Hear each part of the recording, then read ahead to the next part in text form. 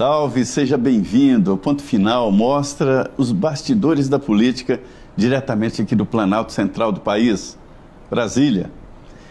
Hoje nós vamos falar de política e você sabe que a política muda a sua vida, né? É a escola do seu filho, a projeção de futuro e tudo. E é por isso que nós mostramos diretamente dos estúdios da Jovem Pan o que acontece por aqui e principalmente as personalidades. Hoje nós estamos aqui com um candidato à presidência da República, Renan Santos. O Renan ainda não é conhecido nacionalmente, mas durante a campanha vai se tornar um candidato conhecido, claro. Renan, muito obrigado por vir aqui aos estúdios da Jovem Pan. Quem é realmente o Renan Santos? Tudo bom, Zé Maria? Um abraço a todo mundo que está nos assistindo. Bom, o Renan é um sujeito de 42 anos, nascido em São Paulo, que vem de uma família de classe média. Sempre foi um grande aluno, tomava as palmadas aí da mãe dele quando era criança, né? Quando aprontava e quando tirava nota baixa. Fez faculdade de Direito na USP, largou, foi ser empresário. Que não é pouco, né? Direito na USP não é pra qualquer um. Mas também quando eu larguei para ser empresário, tomei muita bronca na minha mãe também. Então faz parte, tem o lado bom e o ruim do peso da instituição. Em que setor empresarial? Fui trabalhar com metalurgia. Metalurgia era na parte de tanto iluminação quanto portas de janelas de aço. Perfeito. Projetei produto, fui vendedor, trabalhei com RH, trabalhei com vendas, aprendi a lidar com o sindicato. Boa parte da minha formação humana mesmo, na prática, se deu ali. E sempre gostei de política, sempre estudei, sempre li muito sobre história, sempre fui apaixonado pela questão da relação dos grandes homens com a história da humanidade. E no fundo a história da humanidade é a história política da humanidade. Quando a gente estuda os grandes generais, os grandes homens que moldaram o passado, foram homens que atuaram na política. E aí você percebe que existe uma grande linha do tempo que começa com eles lá atrás e pode chegar até você. Eu sempre falei, qual é o meu papel na história? Sempre tive esse fogo dentro de mim. Até que ali, por volta de 2013, eu vi as famosas manifestações dos 20 centavos, vi meus colegas de faculdade liderando aquilo, falei, não vou deixar meus amigos petistas tomarem isso. Tomei aquelas manifestações, voltei a organizar, resolvi largar tudo e falei, não, eu vou juntar um time e vou montar um movimento político para mudar o Brasil, a gente está no momento de mudar. E foi ali que eu juntei com um rapazinho chamado Kim Kataguiri e outros amigos e fundamos o Movimento Brasil Livre, organizamos as maiores manifestações da história do Brasil, derrubamos a Dilma Rousseff, ajudamos ali naquela época a Lava Jato a prender o Lula. Foi um momento muito importante politicamente para o país. Foi, eu acho que é um momento, existe do ponto de vista político um Brasil antes e depois daquele momento. Porque houve uma espécie de despertar da classe média, as pessoas hoje falam mais de política. Mas e como é que esse movimento foi parar no Bolsonaro? Eu vou chegar lá, Zé, porque ali o que aconteceu? As pessoas estavam lutando por causas. Olha, não temos bandidos de estimação, vamos apoiar a Lava Jato, a Dilma tem que sair, o PT acabou com os sonhos do país, o Brasil está quebrado por causa das escolhas da Dilma, por causa da corrupção do PT, o Lula era o chefe da quadrilha, esse era o discurso à época. Só que todo movimento político acaba desembocando em uma alternativa política eleitoral. E as grandes lideranças que estavam na rua, tinha eu e o Kim, a gente não tinha nem idade para concorrer, nem partido. O Moro, era talvez um grande nome ali à época, era o juiz da Lava Jato. Houve alguma medida Janaína Pascoal, talvez? Não tinha grandes ambições, talvez não tinha traquejo político. Tinha um capitão ali, andando, gravando vídeos, e ele meio que acabou catalisando aquele processo ao redor dele, e acho que rolou muito à época o famoso se não tem tu, vai tu mesmo, né? Como não tinha o Moro, não tinha outros nomes, foi o Bolsonaro se tornou o líder de maneira injusta do processo, e aí ele ganha as eleições de 2018. Ele não tinha preparo. Com a sua ajuda. Não, assim, não havia intenção minha em ajudá-lo. Eu, quando trabalhei naquela época, eu trabalhei realmente pelo impeachment da Dilma, trabalhei para apoiar a Lava Jato, eu queria ver a prisão do Lula, eu queria que rolassem as reformas que rolaram já no governo Temer. Eu apoiei muito. Eu vou dar um exemplo, como eu e o Bolsonaro somos diferentes nisso. À época, no governo Temer, a gente apoiou a PEC do teto e a reforma trabalhista. O Bolsonaro nunca opinou sobre esses assuntos. Depois veio a reforma da Previdência e o Bolsonaro fez discurso contra, tanto ele quanto o Eduardo, que era filho dele. E nós não, nós apoiamos à época uma reforma que era impopular. Tem uma incoerência aí. A linha política do ex-presidente Bolsonaro, militar, de direita, é estatizante e protetor, né? Não é bem um liberal. Exato. Então, por isso que houve um choque quando ele entra no poder, porque aquele Bolsonaro, que era um sindicalista dos militares, ele se torna um presidente que precisava fazer reformas liberais. E aí ele tinha um Paulo Guedes, que tinha esse discurso, os mercados acreditavam, e aí o Bolsonaro passava esses sinais contraditórios para as pessoas. Então o problema do governo Bolsonaro é que eram muitos sinais contraditórios o tempo todo, e aí quem acaba ficando com os sinais contraditórios, em geral, é a pessoa que acaba vivendo um reflexo, uma espécie de um abuso. Então o fã do Bolsonaro, vai pra frente do quartel, não, sai do quartel. Não, agora eu gosto do Rodrigo Maia. Não, agora não é pra gostar do Rodrigo Maia. Não, eu gosto do Gilmar Mendes. Não, agora eu não gosto do Gilmar Mendes. Uma pessoa racional não aguenta isso. Agora uma massa de brasileiros acabou ficando encantada por ele e acabou sendo, vamos dizer, abusada nesse sentido por ele. E aquelas pessoas erraram em apoiar de maneira canina uma família que estava se aproveitando disso. O Bolsonaro acabou perdendo as eleições, nós fizemos oposição ao Bolsonaro nesse processo, e todas as críticas que a gente fez, em especial, vamos dizer, ao gosto que o filho dele, Flávio, tinha pelo luxo, pelos grandes amigos, pelos vinhos, pelas casas, estava certo, né? Agora a gente está vendo o Flávio como candidato, tudo aquilo que a gente criticava naquela época, que destruíram a Operação Lava Jato para salvar o Flávio, a gente estava certo. A gente foi meio que o profeta de algo que está estourando agora. Uhum. Durante todo esse processo, a família Bolsonaro continuou em alta, né, hypado, e principalmente agora com Flávio Bolsonaro, que ele nunca foi um político, um líder nacional, polarizou, já está polarizado com Lula, né? Qual é o alvo da sua estratégia de campanha? Meu alvo é o eleitor. Eu entendi uma coisa. As pessoas quando falam assim, tem uma polarização Lula com Bolsonaro. Igual vai bater em quem? Eu vou bater em todos, quando eu ver que todos estão errados. Que é basicamente, se a pessoa abrir o meu Instagram, Renan Santos MBL, vai ver porrada no Lula, vai ver porrada no Flávio, mas acima de tudo vai ver porrada ao sistema político e propostas para solucionar esses problemas.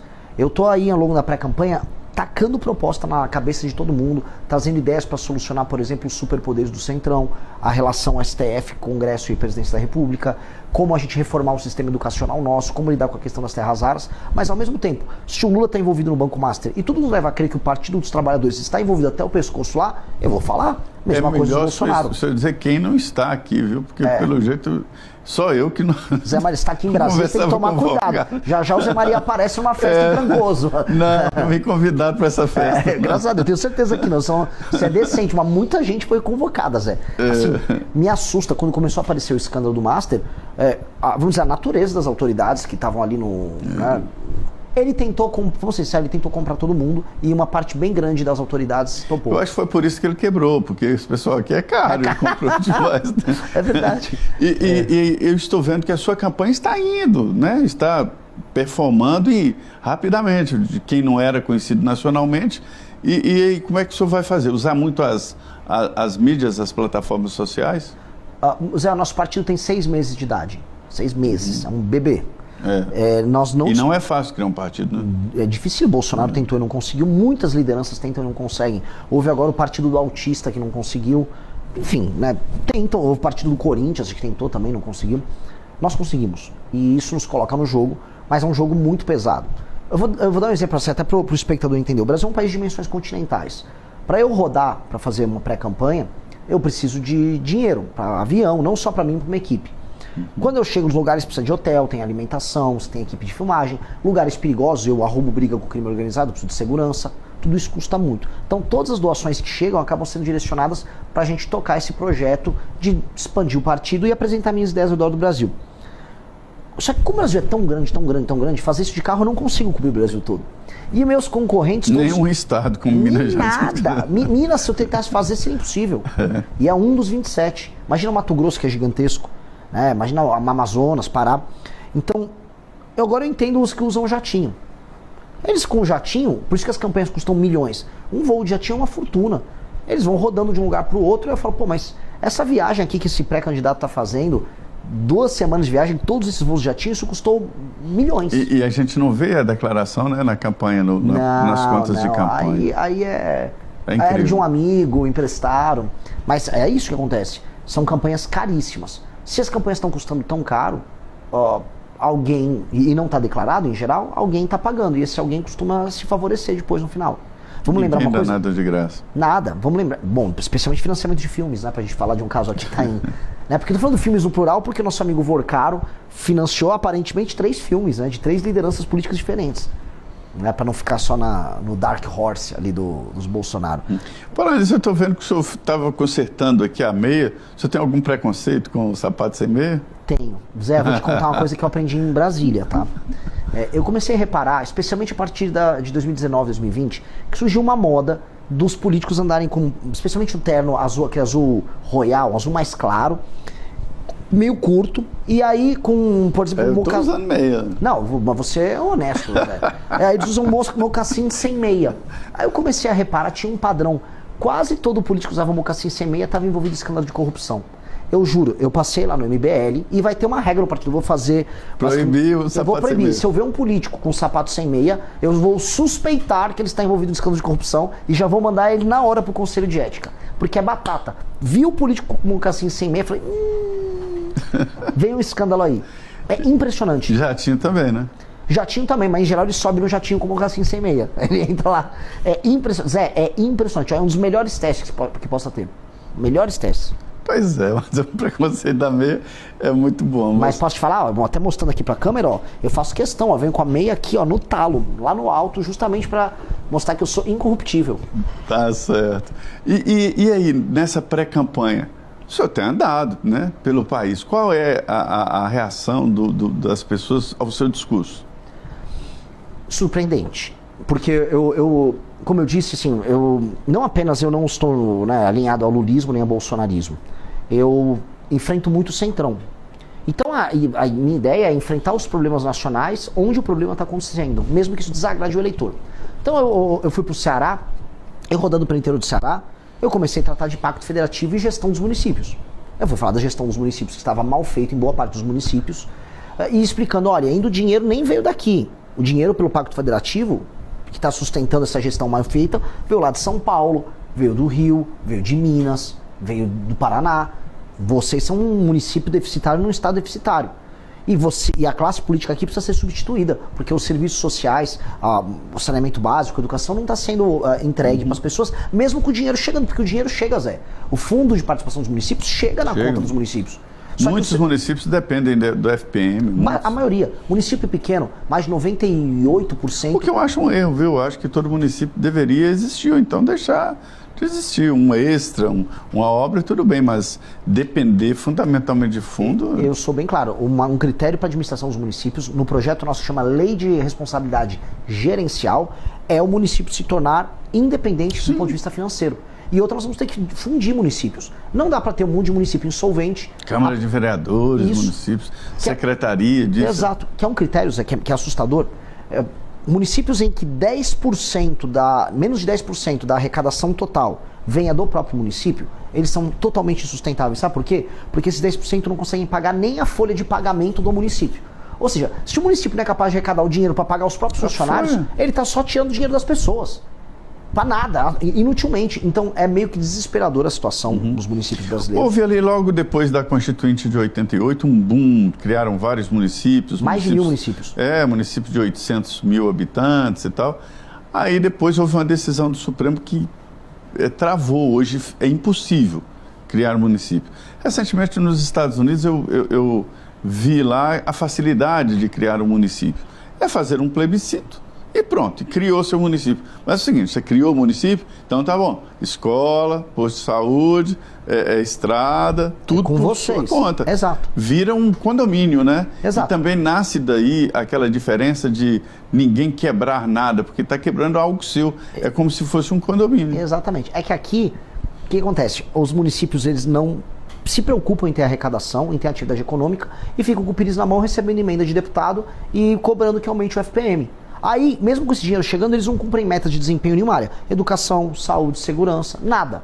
E ficam só com o pires na mão, ajudando a classe política do Estado a se retroalimentar. Este é o maior problema do Brasil, Zé. Porque este é o problema que gera o famoso centrão. O centrão é basicamente um grupo de políticos, especialmente deputados, que mandam suas emendas para esses prefeitos espalhados por esses municípios ao redor do Brasil. E esses prefeitos não têm nenhum compromisso em melhorar a vida das pessoas. Eles geram os votos para os caras do centrão, desviam um pedaço de emenda, usa o caixa 2 da emenda para comprar voto aqui e ali, reelege o político deputado, esse deputado fica lá em Brasília com uma faca no pescoço do presidente, não importa qual, e o ciclo roda. A vida não melhora, só que quem está pagando essa conta? Um outro Brasil que está trabalhando e produzindo. Então tem um Brasil que trabalha e produz e paga a conta dessa improdutividade, e tem um Brasil improdutivo. O que nós precisamos fazer? Botar o Brasil improdutivo para trabalhar. Não dá mais para viver com o Brasil improdutivo mandando. Eu vou até te fazer quase uma provocação, quase como se eu fosse um entrevistador, mas você conhece Brasília. Quem manda no Brasil são representantes do Amapá, Maranhão, Piauí, Rondônia, Roraima, ou seja, os estados menos produtivos do Brasil têm uma representação política maior do que os mais produtivos, é ou não é? Isso foi armado durante o processo constituinte. Sim. Norte e Nordeste se uniram contra o Sul e Sudeste. E aí impuseram primeiro uma barreira. São Paulo teria mais de 100 deputados, mas foi embarreirado em 70. Só pode ter 70. E um município pequeno tem no mínimo 8 deputados federais e 3 senadores. É o caso do Amapá, que tem 750 mil habitantes, tem 8 deputados federais, 3 senadores, o presidente do Senado e o líder do governo no Senado. Isso tudo é o Amapá. E o IDH e as de lá? emendas? Eu não sei para onde vai tanto dinheiro. O IDH de lá, o índice de Baixo. desenvolvimento humano baixíssimo, qualidade de vida baixíssima, prostituição infantil, todo, assim, ó, um homem que administra mal um estado desses, vir aqui em Brasília e mandar no resto do Brasil é um erro. É como eu pegar o técnico de um time de futebol que está na Série D e colocar ele para administrar a seleção brasileira. Isso é errado, mas a democracia brasileira permite isso. Um presidente da República, eu estou me propondo como pré-candidato a fazer isso, vai precisar resolver isso. Esse é a mãe de todos os problemas. Porque enquanto eu permitir que na liderança do Brasil eu tenha os piores, eu vou ter um governo dos piores para todo mundo. Mas, Renan, deixa eu te falar um negócio. Você é diretor de partido, então deve estar entendendo. A dificuldade de levar pessoas sérias para a política é muito grande. Ninguém quer. Zé... Você deve ter percebido isso. Lógico, mas assim, a gente tem que Você chega numa cidade, procura alguém, empresário que está com a vida resolvida. Vem se candidatar a prefeito. Zé, eu concordo, mas ao mesmo tempo eu entendo que os partidos também não são instituições que inspiram as pessoas a fazerem isso. Você tem que ter uma liderança inspiradora num partido que faça as pessoas sonharem em construírem algo maior do que a vida normal e pacata delas. Os líderes partidários no Brasil, quase todos são envolvidos em escândalo de corrupção ou não têm posição política nenhuma. Quando eu vou e rodo o Brasil, modéstia à parte, assim, estou aqui falando na maior humildade, eu sou presidente de partido, eu convoco todo mundo, vamos participar desse sonho, vamos participar dessa construção. As pessoas percebem que eu não sou rico, que eu não quero ficar rico com política, que meu time não está com isso, meu time está afim de fazer o sacrifício. E aí você começa a inspirar, porque nós precisamos fazer os melhores governarem o Brasil. Eu preciso pegar um aluno do ITA, um cara que fez isso, um cara que fez um UNB aqui em Brasília, o cara que em São Paulo fez USP, e essas pessoas têm que entender que uma das opções que ela tem na vida, além de abrir uma empresa, é participar de um governo que vai mudar todo o país. Eu quero fazer um governo dos melhores. Os melhores têm que entender que eles têm que mandar. Eu tenho que dar poder para quem é melhor. Aqui no Brasil, entretanto, a gente vive num regime que os piores nos administram. Eu não posso aceitar ser governado pelo Alcolumbre. Com todo respeito ao Alcolumbre. Agora, o Alcolumbre, ele vem de um estado que é mal administrado, ele não é um político com nenhum mérito em nada. Tudo que há de estranho no Brasil acontecendo passa pelo Alcolumbre, e esse cara vai ter que mandar em mim, ou esse cara vai mandar em pessoas melhores do que eu, inclusive empresários, médicos, mães, professores. Eles não têm condição de fazer isso. A gente tem que fazer uma espécie de uma revolução das pessoas boas, inteligentes e produtivas contra as pessoas improdutivas que mandam na gente. Esse é o meu sonho, isso a gente precisa fazer. O Alcolumbre não foi colocado na presidência do Congresso pelo voto popular, né? Uhum. Talvez ele tenha recebido menos votos que um vereador de São Paulo. Olha, muito provavelmente. Ele começou a carreira dele sendo um office boy do Sarney. A família dele, ela meio que ela nem traficava, ela vendia, vamos dizer, ouro pra lá pra Guiana. Hoje eles dominam a parte de combustíveis lá no acho Amapá, que né? mais da metade dos postos de gasolina no Amapá são da família dele. Ou seja, ele se tornou um colosso político. E mesmo sendo um colosso político, o estado dele continua muito, muito pobre. Sim. A vida não melhora no Amapá. O Amapá não consegue ter uma ligação por terra com o resto do Brasil. Isso é uma loucura. Isso é assustador. E aí o cara vai e manda no Brasil. Quer dizer, um cara que participa de um grupo político que torna um estado ruim como o Amapá, fica basicamente vivendo mal. Mas vem cá, isso não é preconceito, não? Contra Lógico um que estado não. pobre, não é um... Então, sendo bem sincero, você acha que as pessoas gostam de viver lá? Eu tive no Maranhão, Zé. Eu tive no Maranhão. As pessoas querem ir embora do Maranhão. E eu fui no Maranhão e falei exatamente isso que eu falei. Viver aqui é horrível. As estradas são horríveis. Vocês são tratados como bichos. As cidades não são sustentáveis. Se a gente quiser melhorar a vida de vocês aqui, eu preciso apontar o problema. Eu não posso ser, Zé, condescendente com uma pessoa que está vivendo mal e que está sendo explorada politicamente por uma classe política horrível. Eu tenho que libertar ela. E a libertação vem com a verdade. A verdade liberta. Eu posso fazer o que todo político que vem de São Paulo, do Centro-Sul, faz lá no Nordeste, que é chegar, Ting Dim, tá com a musiquinha, vou comer um cuscuz aqui, comer uma buchada. Isso é enrolar as Você pessoas. prefere indicar os problemas. Eu preciso falar os problemas e falar, se viver aqui fosse bom, as pessoas não estavam migrando para outros lugares. O único lugar no Nordeste hoje que está com um saldo positivo no fluxo migratório é a Paraíba. É só a Paraíba. De resto, as pessoas estão indo todas embora. Salvador, a população diminuiu. Bahia, a população está indo embora. Maranhão, o pessoal está indo para Goiás. Pará, que não é Nordeste, mesma coisa. O pessoal do Pará está indo embora. Eu estive nessa semana lá em Recife, para comemoração dos 20 anos do blog do Magno, conversava com um empresário muito bom, Eduardo Monteiro, e ele falando exatamente da administração da Paraíba, né, que não é de agora, né, já vem sendo administrado um estado superavitário. Sim. Talvez o segredo esteja exatamente no controle fiscal, né? Olha, se tem uma coisinha, o administrador público não precisa ser brilhante. Se tiver controle fiscal, metas e indicadores na administração pública e lei e ordem, segurança, as coisas começam a acontecer. As pessoas não são idiotas. Lá no Nordeste, as pessoas não são imbecis. Nem um pouco. Se você prover meios para que as pessoas possam trabalhar e viver a vida delas, elas resolvem a vida delas. Agora, o Estado está em permanente estado de sabotagem com essas pessoas. Uma coisa que eu vi, por exemplo, sul do Maranhão. O Maranhão é um lugar muito mal administrado. O agro chegou lá. Está em balsas. Os gaúchos Exato. A gauchada juntou com os maranhenses, chegou um cearense, os paraenses estão no meio. Tá andando. Agora ninguém dá estrada para eles. O cara não consegue escoar a produção dele porque não tem estrada. Ele tem insegurança também, porque é perigoso morar no Maranhão. Se o Estado fizer o básico, eles se resolvem. Então tem um problema aqui, porque, vamos dizer, a classe política nos estados do Nordeste e do Norte também, ela é especialmente ruim. Não estou falando que no Centro-Sul a classe política é boa, não. Temos graves problemas. Só que definitivamente, quando eu comparo, não é igual. Não é igual. Se eu comparar o Eduardo Leite, governador do Rio Grande do Sul, com o governador lá, com o Brandão, lá no Maranhão, não é igual. O Brandão é 1000 vezes pior do que o Eduardo Leite. E os políticos ao redor do Brandão são 1000 vezes piores do que os políticos ao redor do Eduardo Leite. Mesmo eu não concordando com o Eduardo Leite, muitas coisas na linha dele. O Eduardo Leite apenas é melhor. O Tarcísio em São Paulo, ele é melhor do que o Jerônimo na Bahia. Efetivamente. E o time que o Tarcísio tem é melhor. Posso não concordar muita coisa com o Tarcísio, mas é melhor. Então, eu preciso superar essa classe política muito ruim que está fazendo a vida das pessoas, especialmente nas regiões norte e nordeste, ser ruim. Por isso que elas estão indo embora. Você falou muito aí em desequilíbrios, né? Desequilíbrios regionais. Eu sempre pergunto o porquê da América do Sul nunca se desenvolver, né? O continente europeu se desenvolveu, foi lá para frente, a América do Norte, e a América do Sul ficou presa, que a Argentina que houve um momento que se desenvolveu. E aí, a conclusão que eu chego, o diagnóstico, é a política mal feita. Sim, são as instituições, é a forma como o capital humano é gerido. O maior ativo que um país tem não são riquezas naturais. Agora a gente vai falar só de terra rara agora no Brasil.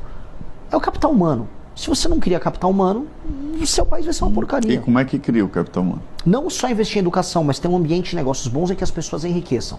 As pessoas enriquecerem e você investir na educação delas, uma coisa retroalimenta a outra. E fazer as pessoas ganharem dinheiro é ter um regime de competitividade que aumente a produtividade das pessoas. Ou seja, um Estado tenha regras simples, que não cobre muitos impostos, que os serviços sociais funcionem, que os contratos são cumpridos, que contratar e demitir uma pessoa seja fácil, como é nos melhores lugares do mundo, que abrir e fechar uma empresa não seja difícil, não seja um crime você fechar uma empresa, como acontece aqui no Brasil, para as pessoas poderem tomar risco e empreender, que ter energia elétrica abundante e barata não seja um absurdo, que ter uma estrada que ligue uma cidade a outra também não seja, nossa, um grande investimento. É o básico. Quando você entrega esse básico, você consegue fazer com que as pessoas possam fazer negócio entre si, criar empresas, gerar riqueza, estudarem e se capacitarem. E aí você faz com que o capital humano puxe todo o resto. Um recurso natural, como as terras raras que nós temos no Brasil, sem capital humano, só são um monte de pedregulho. Então, eu vou dar um exemplo das terras raras, porque todo mundo está falando sobre isso, ninguém sabe sobre esse assunto. O Brasil tem 20% das reservas mundiais de terras raras. A nova economia desse século vai depender disso. Se você pedir hoje para uma empresa brasileira conseguir não só tirar essas terras raras da terra e processar, não tem uma empresa brasileira que consiga fazer isso. O processamento das terras raras, que é separar esses componentes dessa pedra bruta, é super custoso. É um processo que... 1%, eu acho que é gerido aqui no Brasil, né? É 1% da produção mundial. E o processamento, em geral, mandam tudo para a China fazer. A China processa mais de 90% das terras raras do mundo. E ela, acho que ela minera coisa de 70. Ou seja, o mundo manda para a China processar. O que a China tem nas terras raras? Capital humano. Hoje, a gente não tem um capital humano. A gente não investiu em capital humano, porque o Brasil não liga para o capital humano. Então, não tem um capital humano, eu não vou conseguir processar a própria riqueza. Veja, quando o Brasil fez esse investimento em capital humano, Zé, a gente investiu lá nos anos 60, 70 para ter a Embrapa. Mandou um monte de gente para estudar lá fora. Aí você teve, vamos dizer, a capacitação também das escolas de agricultura no Brasil. Teve Viçosa, teve Exalc, teve inúmeras. Que você formou uma massa de agrônomos que resolveram a terra do Brasil, que você conhece, né? Acho que você é da área. A terra não é boa no Brasil, a terra do Brasil é complicada. Eu estudei na escola pública federal lá em Barbacena, na agropecuária. E assim, teve que preparar a terra, o cerrado, a acidez do cerrado. Esses técnicos criaram o agro super desenvolvido que nós temos. E a Embraer? Foi o investimento que a gente fez no ITA. O que tem em comum tanto a Embrapa quanto o ITA? Tecnologia, capital humano. Capital humano. É isso, formou gente que sabe pensar. Nós temos que formar gente que sabe pensar. A América Latina não quis fazer isso. Ô Renan, uma conversa boa, ela é muito rápida. Só para encerrar, a disputa pela presidência, ela é justa? É uma disputa justa? Uma eleição equilibrada? Ela é como ela é. Ela é como ela é. Ela nunca vai ser completamente justa, mas você tem que ter força e você tem que falar a verdade e aí você quebra todas as diferenças. É isso que eu acredito. E eu não vou reclamar, eu não vou chorar as dores de quem tem menos recursos do que os demais. Eu vou trabalhar. Muito bem. Olha, foi uma conversa muito boa aqui no Ponto Final com Renan Santos, candidato à presidência da República, pré-candidato, aí nós temos que usar essa palavra, né? Pelo Missão, é um partido novo, né? Espero que você tenha gostado e a gente está sempre mostrando a você como funciona aqui a política e o que é Brasília. Muito obrigado.